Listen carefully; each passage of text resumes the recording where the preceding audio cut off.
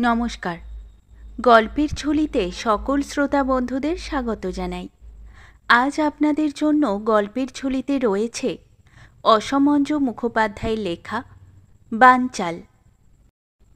গল্পটি ভালো লাগলে একটা লাইক এবং কমেন্ট করে জানানোর অনুরোধ রইল। আর চ্যানেলে নতুন হয়ে থাকলে আরও গল্প শোনার জন্য চ্যানেলটি সাবস্ক্রাইব করতে কিন্তু ভুলবেন না। তাহলে চলুন শুনে নেওয়া যাক আজকের গল্প।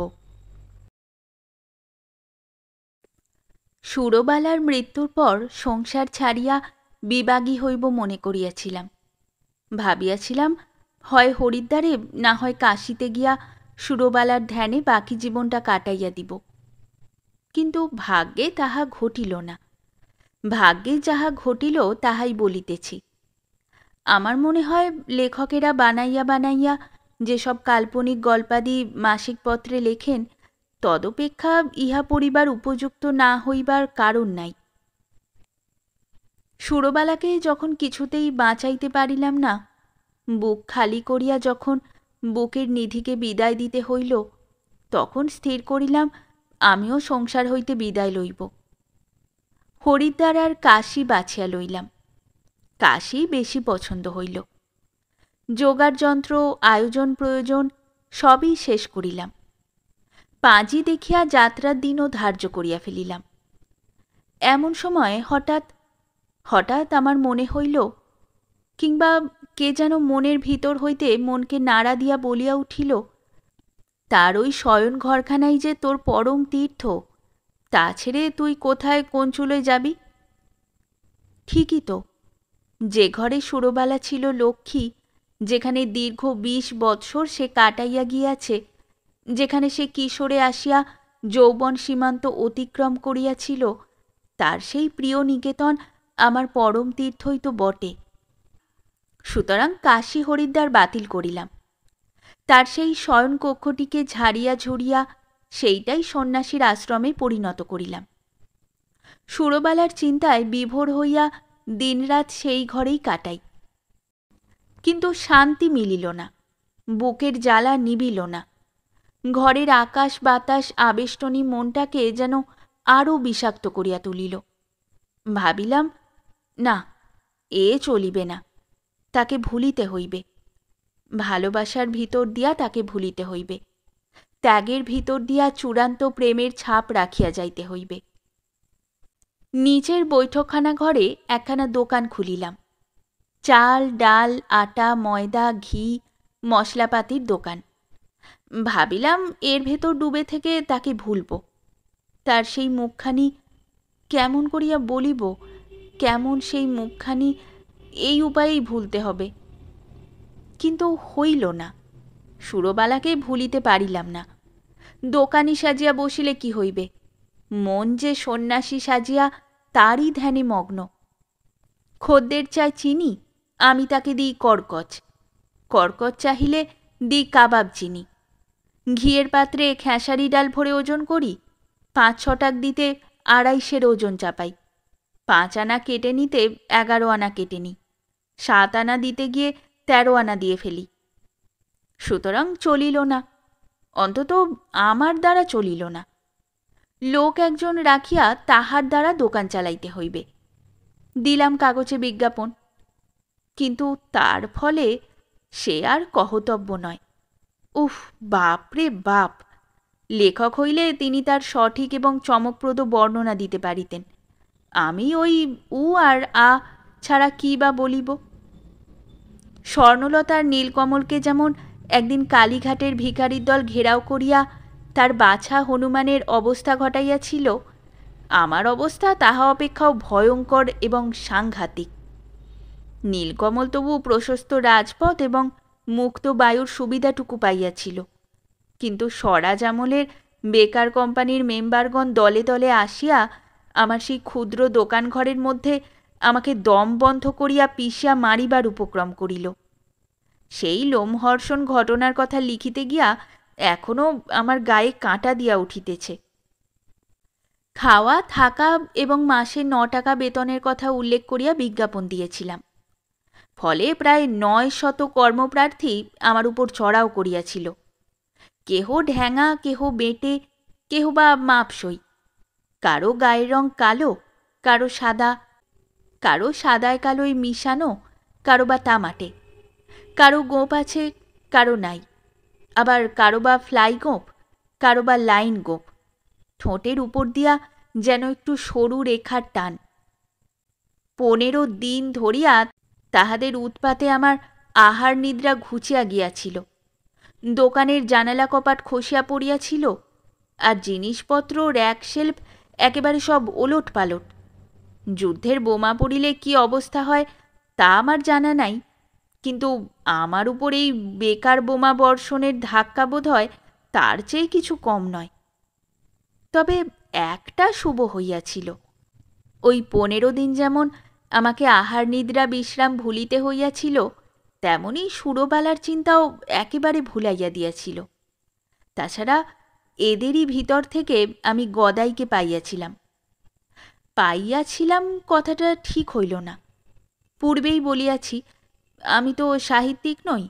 সাহিত্যিক হইলে লিখিতাম, আমার ভাগ্যে গদাই লাভ হইয়াছিল। যাহা হোক, সে এক স্মরণীয় দিন। বেলা প্রায় দ্বিপ্রহর। 20-25 জন কর্মপ্রার্থী আমাকে চারিদিক হইতে ছাঁকিয়া ধরিয়াছে। বাহিরের রোয়াকের উপর ঠেলাঠেলির সূত্রে 2 জনের মধ্যে ভীষণ মারামারি বাঁধিয়া গেল। দেখিতে দেখিতে পথে লোক জমিয়া উঠিল। তৃষ্ণায় আমার গলা শুকাইয়া উঠিয়াছিল, বুকের ভিতরটা আইঢাই করিতেছিল। কিন্তু সেই দুর্ভেদ্য বুহ ভেদ করিয়া বাহির হইবার কোনো উপায় নাই। এহেন সময়ে ভিড় ঠেলিয়া দেখা দিল গদাই। গদাই যেন মন্ত্র বলে চোখের নিমেষে কাহাকেও ধমকাইয়া, কাহাকেও বুঝাইয়া, কাহাকে বা ধাক্কা দিয়া সেই বিপুল আততায়ী দলকে হটাইয়া দিল। একটু চেতনা হইলে দেখিলাম দোকানের মধ্যে বসে আছি, আমি আর গদাই। সকাতরে তাহার দিকে চাহিয়া কহিলাম, একটু বসো তো ভাই, ভেতর থেকে একটু জল খেয়ে আসি। গদাই উঠিয়া দাঁড়াইয়া কহিল, আপনি বসুন, জল আমি এনে দিচ্ছি। গদাই বাহির হইয়া গেল এবং মিনিট 2-3 মধ্যে সামনের পানওয়ালার দোকান থেকে বরফ দেওয়া লিমনেড 1 গ্লাস আনিয়া আমার হাতে দিল। জিজ্ঞাসা করিলাম, তোমার নাম কি? গদাই বলিল, আমার নাম স্যার গদাধর। খানিকক্ষণ গদাইয়ের সঙ্গে কথা কহিয়া বুঝিলাম গদাই অতি চমৎকার ছোকরা। তাহাকেই আমি বহাল করিলাম। গদাই কহিল, আমাকে বহাল করলেই হবে না, সমস্ত দিন ধরেই ক্যান্ডিডেটের দল এসে আপনাকে বিরক্ত করে মারবে। ওই দেখুন, 4-5 জন আবার বোধহয় আসছে। ঠিকই বটে। গদাই 2-একটা কথা কহিয়া অতি সহজেই তাদের ভাগাইয়া দিল।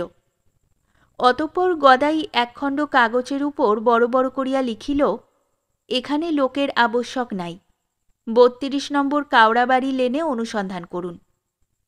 কাগজখানি দোকানের দরজায় আঁটিয়া দিয়া গদাই হাসিতে হাসিতে কহিল, মোড়ুক খুঁজে কাওড়াবাড়ি লেন।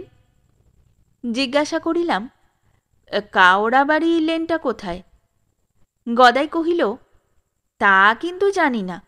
ওই নামে যদি লেন থাকে তাহলে কেওড়াতলার ওই দিকেই হওয়া সম্ভব। বলিয়াই হি হি করিয়া সে হাসিয়া উঠিল।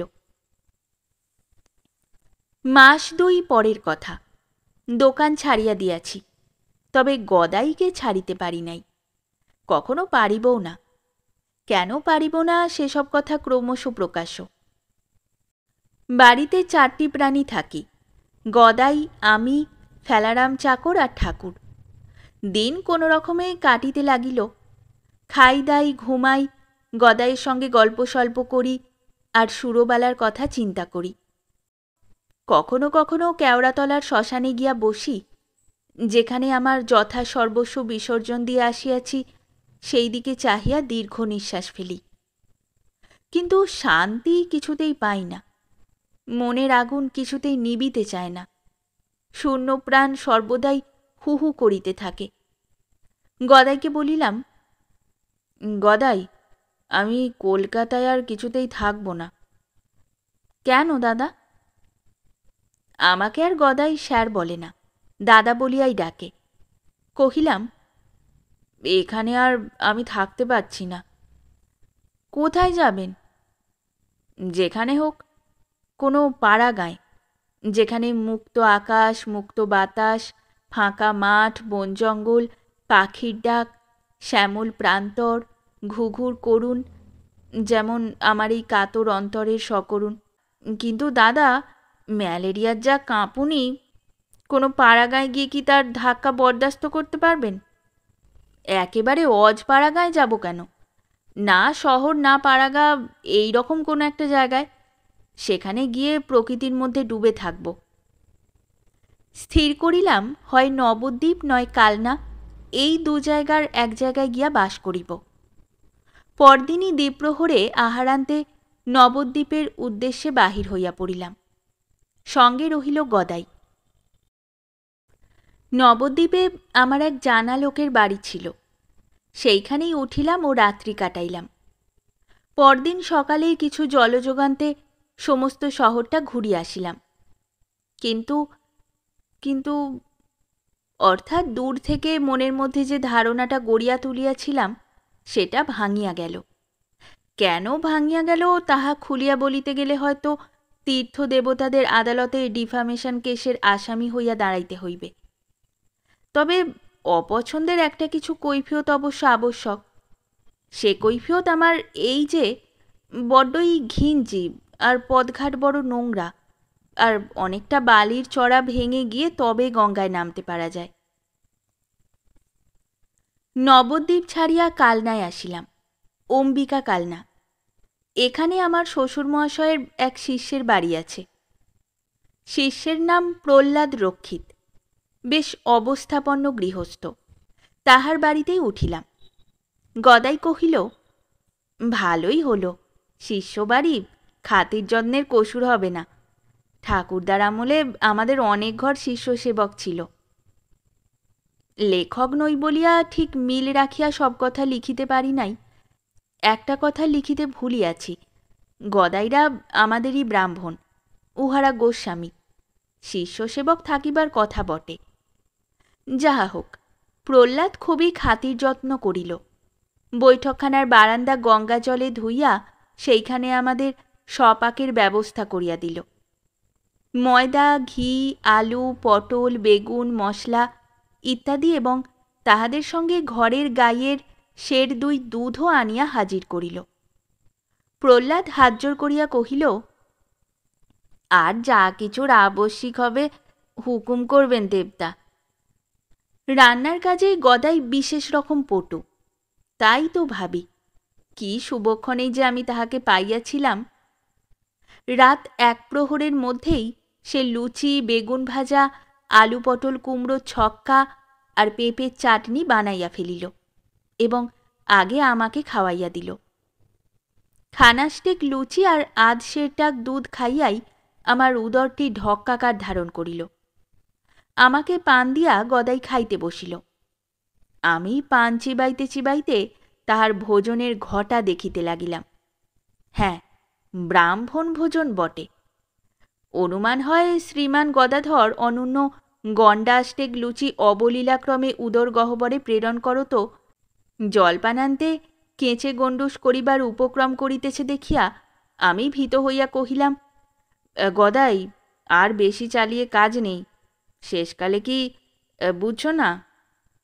গদাই কহিল, না দাদা, আর খাব না, বলিয়া সে সেই 1.5 সের দুধের বাটিটা তুলিয়া মুখে ধরিল। ভরা পেটে ওই অতটা দুধ নাই খেলে গদাই।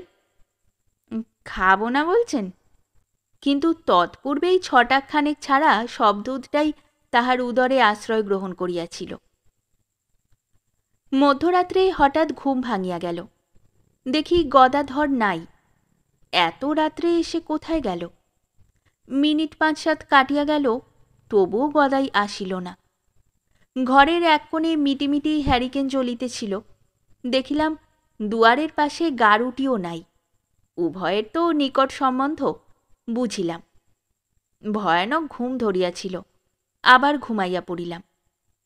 শেষ রাত্রে কিসের একটা শব্দে আবার ঘুম ভাঙিয়া গেল। এবারেও দেখি গাড়ু এবং গদাই দুই নাই। একটু ভীত হইয়া পড়িলাম। সঙ্গে সঙ্গেই আমার ঘুম ছুটিয়া গেল। খানিক পরেই গদাই গাড়ু হাতে ফিরিয়া আসিল। জিজ্ঞাসা করিলাম, কি ব্যাপার বলো তো, কতবার? আমার কথার উত্তর দিবার অবকাশ গদাই পাইল না। পেটটা টিপিয়া ধরিয়া এবং মুখখানাকে সিটকাইয়া তাড়াতাড়ি সে গাড়ু লইয়া আবার অদৃশ্য হইল। দেখিলাম ব্যাপার তেমন সুবিধার নয়। মনে একটা আতঙ্ক হইল। প্রহ্লাদকে ডাকিয়া তুলিলাম। প্রহ্লাদ আবার পাড়ায় গিয়া এক হোমিওপ্যাথি ডাক্তারকে তুলিল। তারপর 2 ডোজ ওষুধ খাইবার পর গদাইকে আর গাড়ু লইতে হইল না এবং সারা রাত্রির অনিদ্রার পর সে ঘুমাইয়া পড়িল। কাল না আর ঘুরিয়া দেখাই হইল না। কোনো রকমে সেদিনটা কাটাইয়া পরদিন সকাল সকাল সপাকে 2টি মাছের ঝোল ভাত খাইয়া গাড়িতে চাপিয়া বসিলাম। গদাইকে কহিলাম, কাল নাটা আর দেখাই হলো না। গদাই কহিল, না দেখা হয়েছে ভালোই হয়েছে দাদা, ভারী অপয়া স্থান। গাড়ি ব্যান্ডেলে আসিলে বলিলাম, গদাই, বদ্যিবাটির কলা কিছু এখান থেকে নিতে হবে, তুমি একবার নেবে দেখো। কাহাকেও খাইতে বলা শ্রুতিমধুর না হইলেও এই মধুর ফলটি আমি একটু ভালোবাসি। কথাটা কিন্তু মিথ্যা বলা হইল, অর্থাৎ একটু নয়, বিশেষ রকমই ভালোবাসি। কদলী ভালোবাসিবার যোগ্য ফলও বটে। আয়ুর্বেদে পক্ক কদলীর গুণ রুচিকর, পিত্তনাশক, বায়ু প্রশমক, রস রক্ত বৃদ্ধিকারক এবং পুষ্টিজনক। কিন্তু পোড়া বা কাঁচা অবস্থায় ইহার গুণ যে বিপরীত তাহা সকলেই জ্ঞাত আছেন। কাঁঠালি কলা কিঞ্চিত লবণ সংযোগে অমৃত তুল্য হয়। বালক বালিকাদের দুধ কলার মতো পুষ্টিকর আহার নাই বলিলেই হয়। সর্পকেও এই দ্রব্য দ্বারা প্রথমটা পোষ মানানো যায়, যদিও পরে সে ছোবল মারিতে ছাড়ে না। যাই হোক, এত গুণ থাকাতেই কলার প্রতি আমার এত প্রীতি। পরিপক্ক এবং পরিপুষ্ট একটি ছোট কাঁদি কেনা হইল। লোলুপ দৃষ্টি ও হস্তস্পর্শ দ্বারা গদাই কদলীগুলির সৌন্দর্য উপভোগ করিতেছিল। আমি তাহাকে কহিলাম, ওদিকে আর নজর দিও না, তুমি ভারবাহী মাত্র হয়ে থাকো, উদর গহ্বরে ওর প্রয়োগের লোভ ত্যাগ করো। গদাই মৃদু হাসিয়া বাহিরের দিকে দৃষ্টি ফিরাইল। দ্বিপ্রহরে আহারান্তে শয্যায় শুইয়া ঘুমাইবার বৃথা চেষ্টা করিতেছিলাম। ঘুম আসিল না, কেবল এপাশ ওপাশ করিতে লাগিলাম। বুকে যাহার দিবারাত্র দাউ দাউ চিতা জ্বলিতেছে, তাহার নিদ্রা আসিবে কেন? ও ঘরে গদাইয়ের নাক ডাকিতেছিল। নিচে বারান্দায় ফেলা আর বামুন ঠাকুরের মধ্যে কিসের একটা ভয়ানক তর্ক বাঁধিয়া গিয়াছিল। দেওয়ালের ঘড়িটা ঠং করিয়া বাজিয়া উঠিল। দেখিলাম বেলা 2:30। হায় রে, সময় আর কাটে না। আগে এই সময় কোথা দিয়ে যে কাটিত তা জানিতেই পারিতাম না। মনে ভাবিতাম অনন্তকাল ধরিয়া সুরবালার সহিত গল্প করিলেও তাহার শেষ হইবে না। সহসা কানে একটা সুন্দর সুর আসিয়া বাজিল। দক্ষিণের বাড়িতে গ্রামোফোনে রেকর্ড বাজিতেছিল। আজি তরি তরে যোগীর বেশে। কানে এবং প্রাণে যেন মধু ঢালিয়া দিল। উৎকর্ণ হইয়া এক মনে শুনিতে লাগিলাম। রেকর্ড গাহিয়া চলিল, আজি তরি তরে যোগীর বেশে, ঘুরিয়া ফিরি দেশে দেশে। ঠিকই রে, ঠিকই, যোগীর বেশে দেশে দেশে ঘুরিয়া বেড়াইতেছি। মনটা চঞ্চল হইয়া উঠিল। উঠিলাম, কেওড়াতলার শ্মশান অভিমুখে চলিলাম। কতক্ষণ যে শ্মশানের চাতালে বসিয়াছিলাম জানি না। কাহার আহ্বানে ধ্যান ভাঙিয়া গেল। মশাই গো! চাহিয়া দেখি একটি শৌখিন বুড়া গোছের লোক সম্মুখে দাঁড়াইয়া, কাঁচা পাকা চুলে পরিপাটি টেরি কাটা, মটকার পাঞ্জাবির ওপর রেশমি চাদর কাঁধে ঝুলিতেছে। 2 হাতের আঙুলে গোটা 4-5 ধ্যাবড়া গোছের আংটি ম্যারম্যার করিতেছে। সেকেলে পছন্দের শিঙের হাতলোলা একগাছা ছড়ি তাহার হাতে। লোকটাকে দেখেই কেমন একটা অপছন্দ হইল। জিজ্ঞাসা করিলাম, কিছু বলছেন কি? লোকটি আরও একটু কাছে সরিয়া আসিয়া কহিল, বলছি বই কি, বলবার কথা রয়েছে কি না? নিজেরই বুকের নিধি বোধ হয়। লোকটা পাশে আসিয়া বসিল। তাহার কথার মর্ম কিছুই বুঝিতে না পারিয়া তার মুখের দিকে চাহিয়া রহিলাম। সে কহিল, বোধহয় বুঝতে পারলেন না। বলছি যে নিজের স্ত্রীটিকেই বোধহয় এখানে বিসর্জন দিয়েছেন। কদিন হলো? কই, এর আগে তো কোনো দিন? আমার তো এখানে হাজরে দেওয়ার কামাই নেই। কহিলাম, আগে হ্যাঁ, আমারই স্ত্রী। মুখ দেখেই তা বুঝতে পেরেছি। আমার কাজই হলো এই। তা যাক, মশাই আপনারা? ব্রাহ্মণ। ভালোই হয়েছে। ব্রাহ্মণের ঘরের বেশ ডাগর ডোগর, দেখতেও পরিপাটি আমার সন্ধানে রয়েছে। কিছুমাত্র চিন্তা করবেন না। দাউ দাউ মনের আগুন জ্বলছে বুঝতে পেরেছি। গঙ্গা জল এনে দিচ্ছি, নিবিয়ে ফেলুন। লোকটা পকেট হইতে বিড়ি বাহির করিয়া ধরাইল। ধরাইয়া আবার বলিতে লাগিল, দেখুন, এই আপনাদের মতো বুক পোড়াদের জন্যে প্রায় রোজই একবার করে এখানটা ঘুরে যাই। রাজ্যের সিংহাসন রাজা ছাড়া খালি রাখা চলে, কিন্তু মনের সিংহাসন রানী ছাড়া একদিনও চলে না। আপনার ঠিকানাটা কি? বুঝিলাম লোকটা ঘটক, কিন্তু সাংঘাতিক ঘটক। শ্মশান ঘেটেও মক্কেল পাকড়ায়। সদ্য বিপদনিকদের টাটকা ব্যথার সুযোগ নিয়ে এরা সঙ্গে সঙ্গেই তাদের গ্রেপ্তার করিয়া ফেলে, আর কন্যাদায়গ্রস্তদের দায়োদ্ধার করিয়া একটা মোটা টাকা পকেটজাত করে। ঘটকালিতে ইনি দেখিলাম রেকর্ড ভাঙিয়াছেন। জিজ্ঞাসা করিলাম, আপনার নাম? সত্যেশ ঘটক। দেশজোড়া নাম। বাংলার যত বড় বড় ঘর জমিদার রাজারাজরা সব আমার এক চেটে অধিকার। আপনাদের কোন গোত্র? শাণ্ডিল্য। লোকটার প্রতি অভক্তির সীমা পরিসীমা রহিল না। উঠিয়া দাঁড়াইলাম। আপনার ঠিকানাটা? মনে মনে যথেষ্টই বিরক্ত হইতেছিলাম। গদাইয়ের কথা মনে পড়িয়া গেল। কহিলাম, ৩২ নম্বর কাওড়াবাড়ি লেন। লোকটা পকেট হইতে নোট বই বাহির করিতে করিতে কহিল, কিছু ভাববেন না, সব ঠিক করে দেবক্ষণ। আচ্ছা, কাওড়াবাড়ি লেনটা নতুন হয়েছে বোধ হচ্ছে। এটা কোন দিকে? আগেই উঠিয়া দাঁড়াইয়াছিলাম। এক্ষণে বাহিরের দিকে অগ্রসর হইতে হইতে কহিলাম, নিমতলারই ওই দিকে। নিমতলায়ও আমার হামেশাই যাওয়া আছে। মনে মনে বলিলাম, কবে মৌরুষি পাট্টা নিয়ে সেখানে তুমি কায়েমি আড্ডা গাড়বে? যাই হোক, এত দুঃখের মধ্যেও সত্যেশ ঘটকের কাণ্ড দেখিয়া আমার হাসি আসিল। ধীরে ধীরে বাড়ির পথে অগ্রসর হইলাম। বাড়ি ফিরিয়া দেখি বাড়ির বাতাস খুব সরগরম। সন্ধ্যার আগেই উনানে আগুন পড়িয়া গিয়াছে। এবেলা নতুন সংস্করণ আর এক দফা তরি তরকারির বাজার আসিয়াছে। তার সঙ্গে একটা মস্ত ইলিশ মাছ, এক হাঁড়ি দই, ময়দা, ঘি ইত্যাদি। ফেলা রান্নাঘরে বাটনা বাটিতেছে, বামুন ঠাকুর তরকারি কুটিতেছে, আর গদাই স্টোভ ধরাইয়া চায়ের আয়োজনে ব্যস্ত। জিজ্ঞাসা করিলাম, কি ব্যাপার গদাই? বাবা এসেছেন, ওপরে যান না। উপরে আসিয়া দেখিলাম বারান্দার আরাম কেদারায় গা ঢালিয়া একটি ৬০-৬২ বছরের বৃদ্ধ আরামে গড়গড়া টানিতেছেন, আর তারই সামনে একটি ১২-১৩ বছরের ছেলে বড় একঠোঙা খাবার লইয়া একাগ্র মনে সেগুলির সদ্ব্যবহারে নিযুক্ত। বুঝিলাম ওইটিই বাবা, কিন্তু ছেলেটি? গদাইকে জিজ্ঞাসা করিলাম। গদাই কহিল, আমার ভাই হলধর।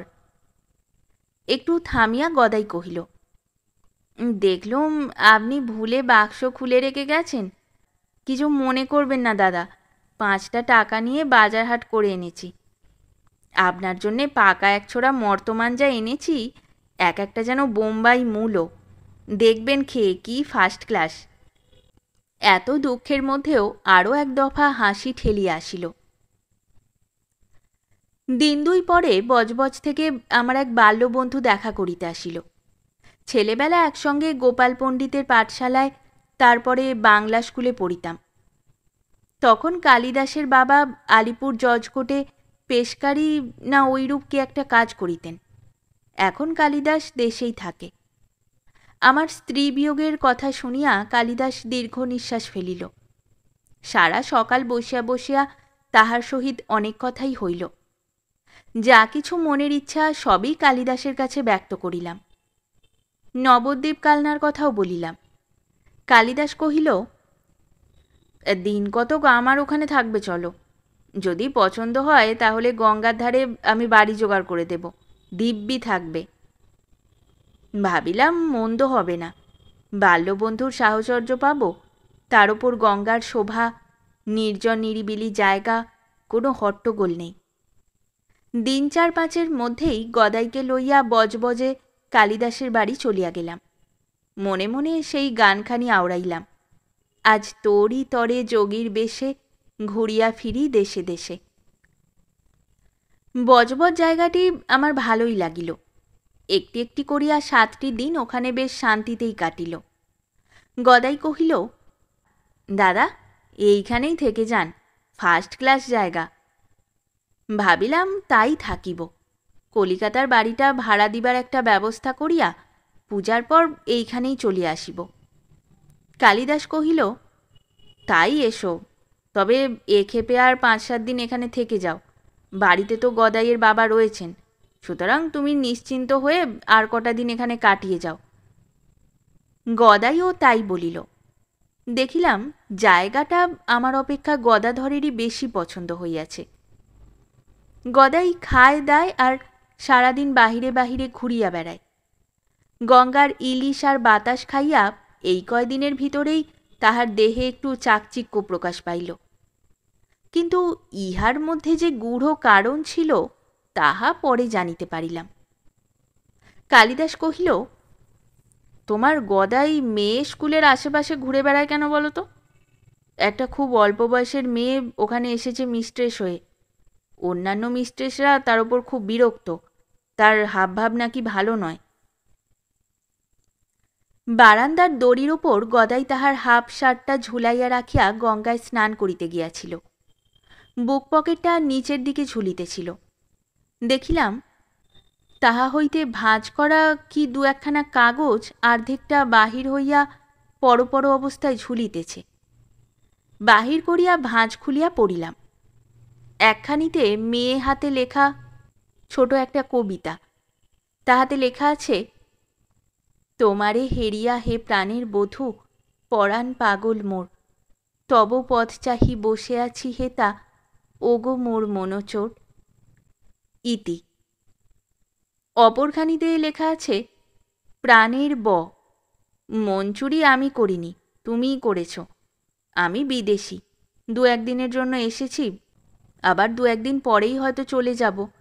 সুতরাং এ অবস্থায় আমার মন প্রাণ হরণ করা কি তোমার ভালো হয়েছে? আজ বিকেলে গঙ্গার ধারে দর্শনের সৌভাগ্য পাব কি? ইতি।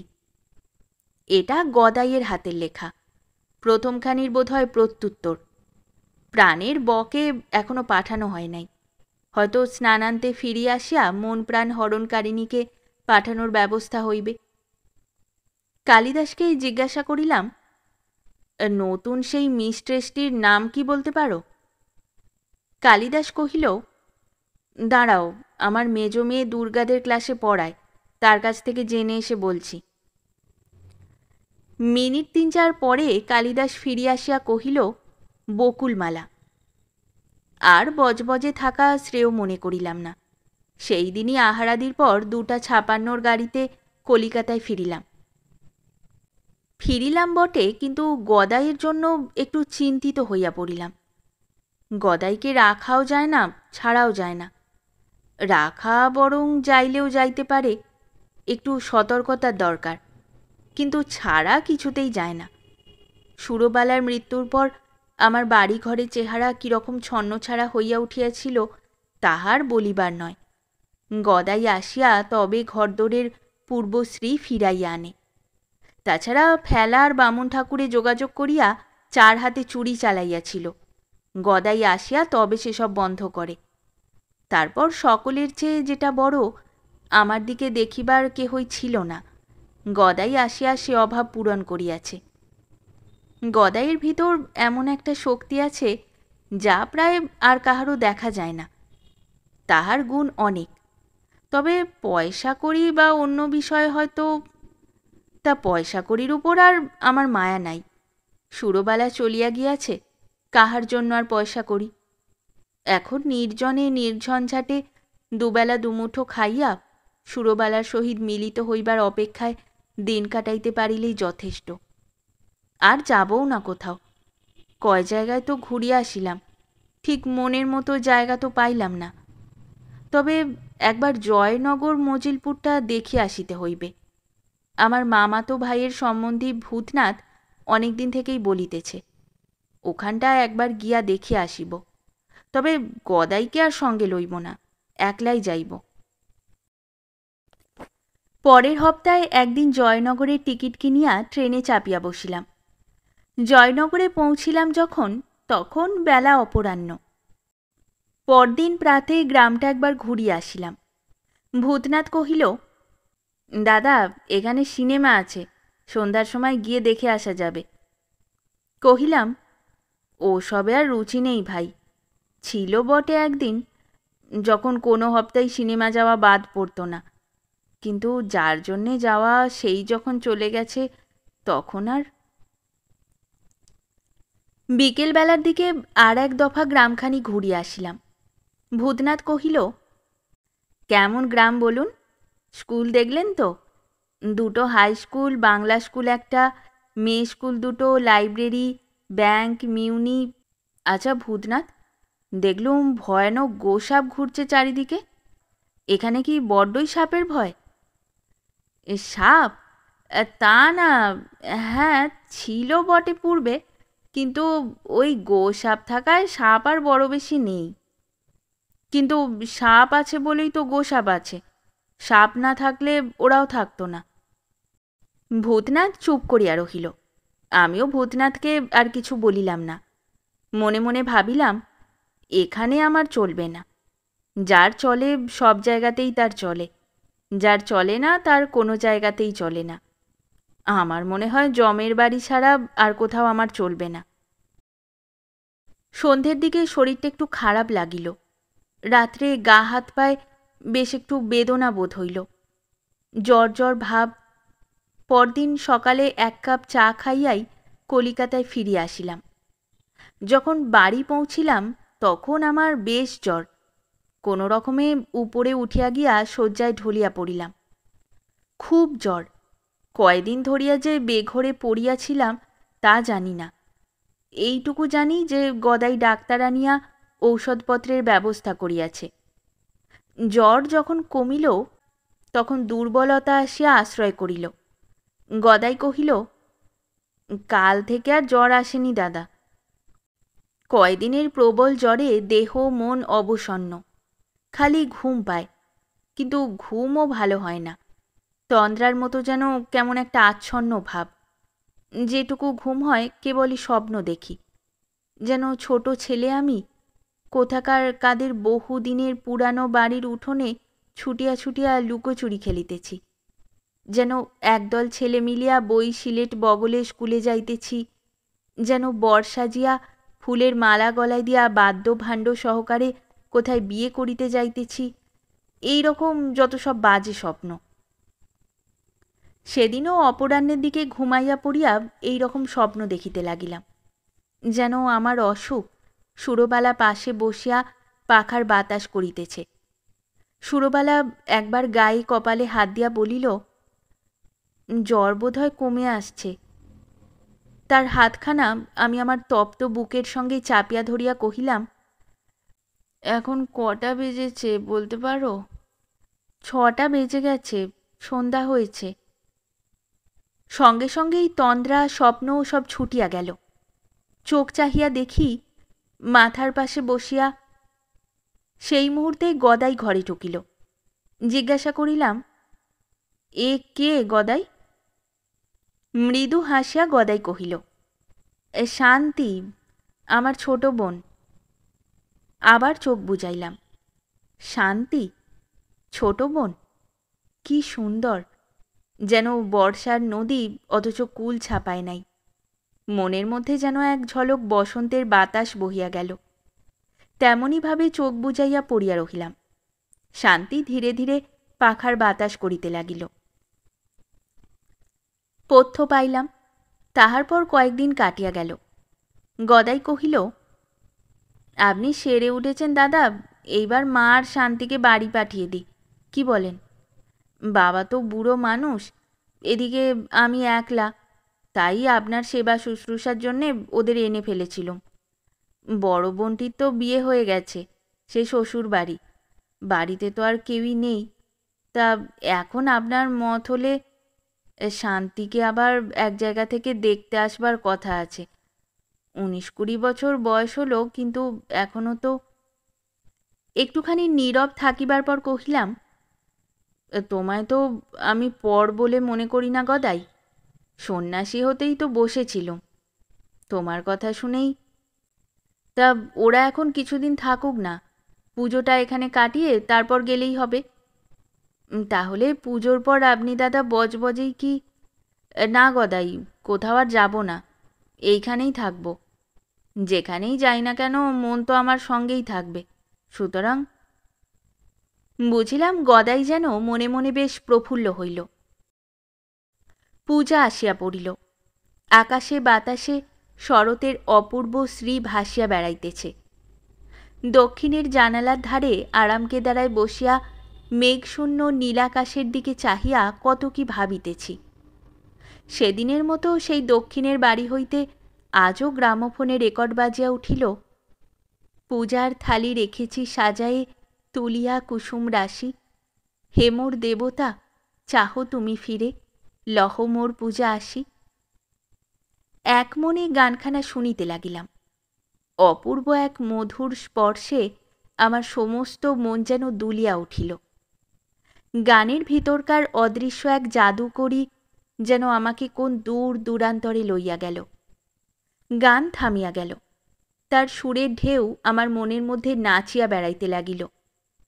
শান্তি পান সাজিয়া পানের ডিবাটা আমার হাতে দিয়া কহিল, একটু বেরিয়ে আসুন না, সারাদিন ঘরে বসে থাকতেই আমার ভালো লাগে, তাতেই শান্তি পাই। তুমি তোমার সেই কেশবতীর গল্পটা শেষ করলে না?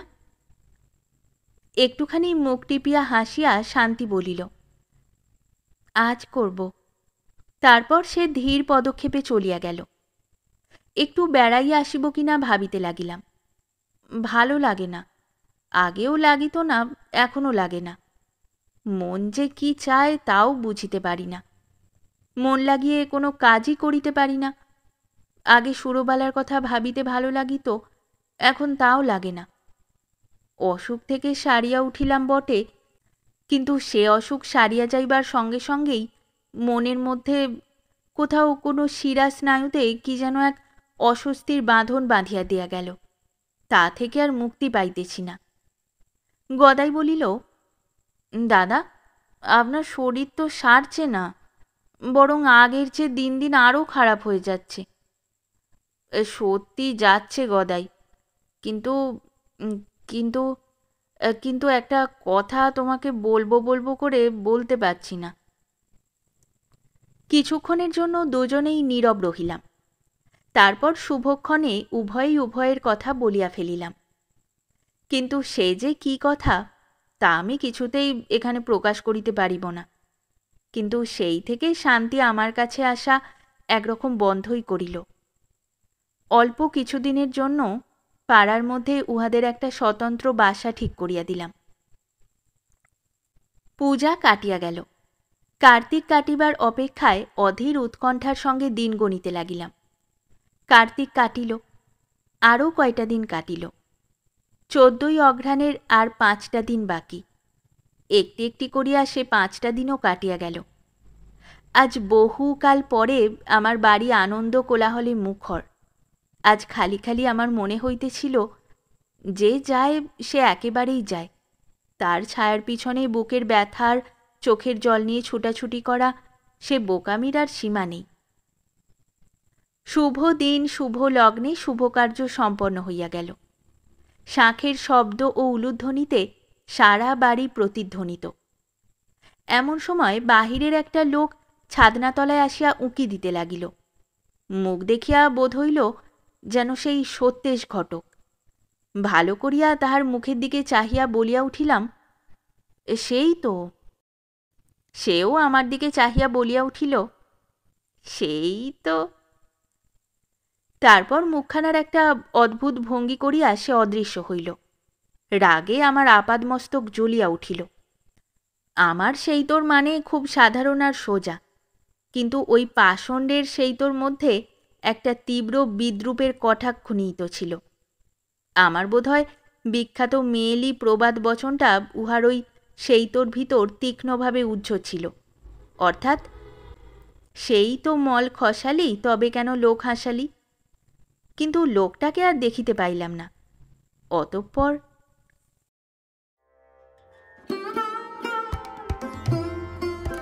শেষ হলো আমাদের আজকের গল্প।